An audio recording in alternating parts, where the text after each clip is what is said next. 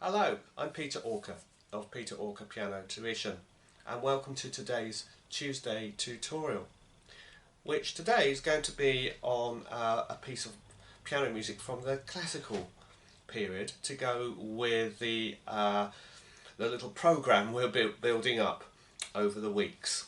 Up until last week we were looking at the Baroque period and a piece by Scarlatti, Sonata in E major. Well, today we're into the classical period, and so who better than to choose a piece by Mozart. And the piece I've chosen is Rondo in A minor, K 511.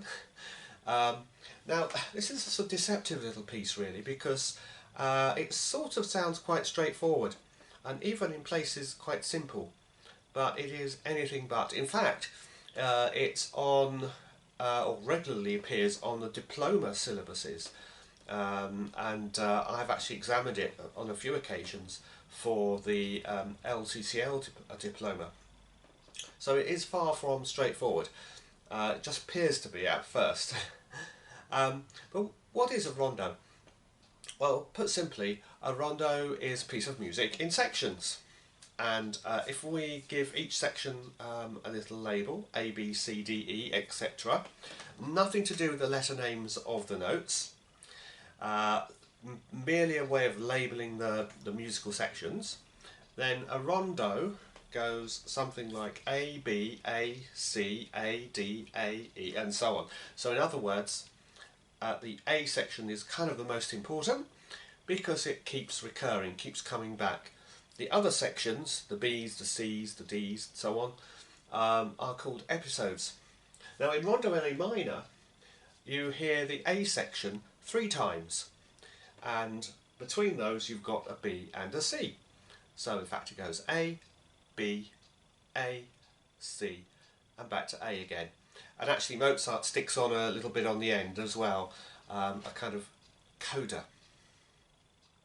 Now the interesting thing about this rondo is that, unlike many others, the A section is slightly altered each time you hear it. So we hear it the first time, then after the B section has played, the A section comes back, but it's actually quite a bit shorter, but slightly different in its rhythms. And then you get the next sections. And the third time you hear the A section, it's as long as it was at the beginning, but far more ornamented with lots and lots of extra grace notes and so on and so forth, as you'll hear. Now, on the subject of ornamentation, this is something which really sets this rondo apart from a lot of pieces, even others that Mozart has composed. It's very highly ornamented. And some of those ornaments are written out completely in semiquavers and demisemiquavers. Others are just given as musical shorthands like turn signs or trill signs and that sort of thing. Well, what we're going to do this week is we're just going to look at the 3 A sections, okay, and just get a bit of a handle on how they differ, and look at some of the tricky bits that might trip you up, and go over some of those. The trickiness in much of this, especially to start with when you begin to learn the piece, is to do with the timing. So that's maybe some of the kind of things we'll look at in the next few minutes. But before we do that, I'm just going to play you each A section, one after the other. Okay, so here's the first one.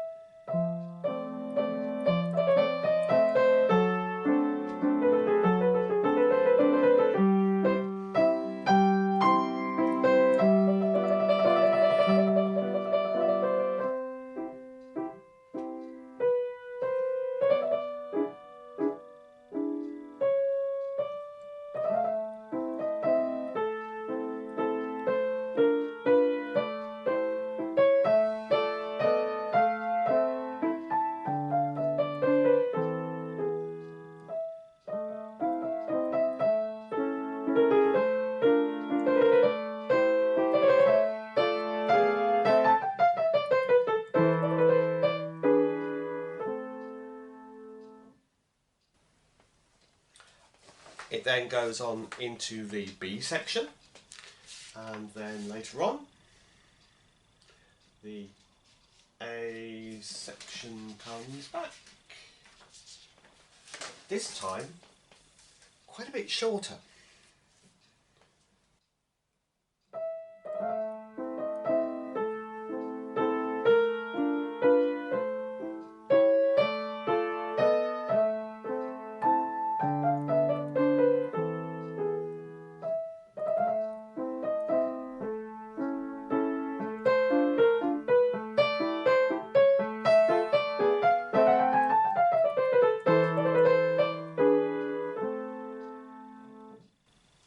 As well as being shorter, there are a few rhythmic differences there as well, which we'll look at in a few moments.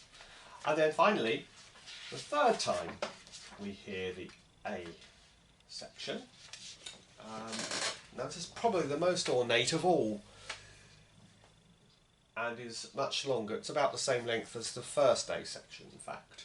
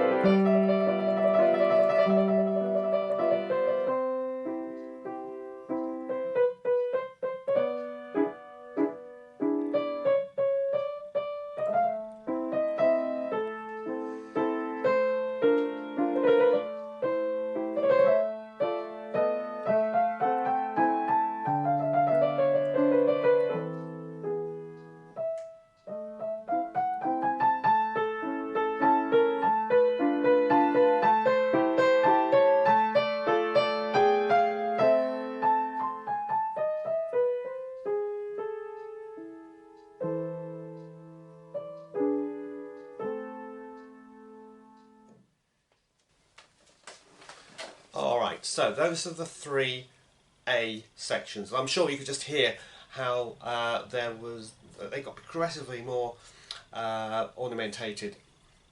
I keep saying ornamentated, it's ornamented, of course. So many of the difficulties are to do with timing the ornamented bits, or the parts with demisemiquavers. And a good example is bar 18, which goes like this.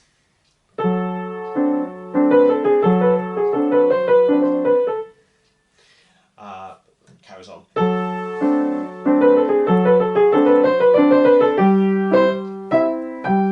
And so on. So the thing to do here is just very carefully count 6 quaver beats, and do it quite slowly to start with. 1, 2, 3, 4, 5, 6, and then it all just falls into place, or should all just fall into place. Of course, make sure you get your fingering sorted out first. Finger 1, 4, 3, 2, 1, 4, 3, 2, 1, 2, 3, 2, 5, 4, 3, 2, 1. So into the 5 there on that D allows you to be in the right position for the first note of that group. What else? Similar, but also catches some people out, and I would recommend the counting out loud way of doing this as well, is during the second statement of the A section, and that's at bar 86, where Mozart puts the main note slightly late, so they're kind of off the beat. That again catches people out. Actually, I'll go from the beginning of the section.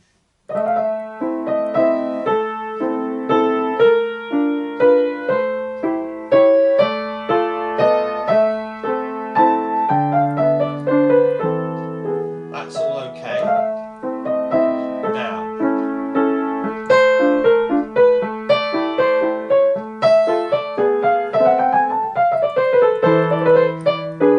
and it finishes off with some demisemiquavers, and then a turn, and then so it's this bit where it goes off the beat. It's one, I'll do it slightly, 1 and 2 and 3 and 4 and 5 and 6 and 1 and 2 and 3 and 4 and 5 and 6 and...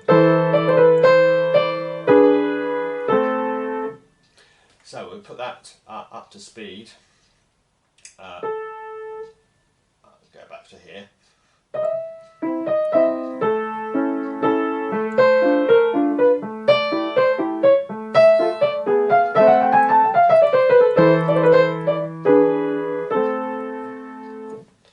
So that's another place that is possible you might trip up on that. And then in the final statement of the theme, of the A theme, there's all sorts of weird and wonderful things happen here. So if I just take this passage, we've just done this. Now it goes into semiquaver triplets for a bit, and then demisemiquavers, and then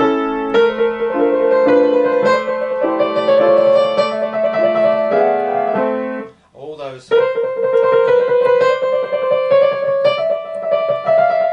You'll find your own way of doing those trills. I always do 3 and 2, and then I change to 3 and 1 when I get to the D here. So I do these on 3 and 2,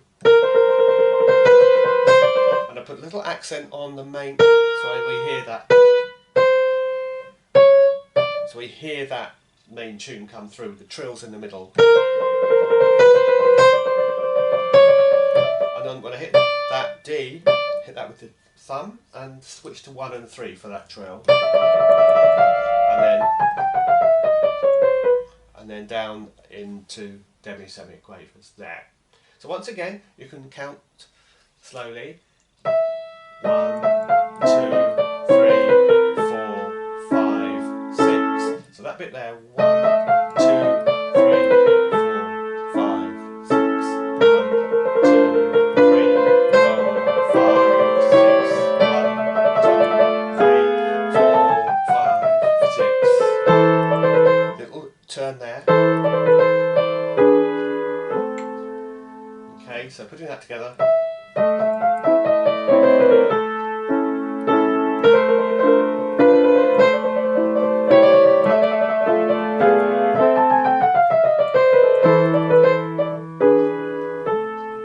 The important thing with all of these ornamented notes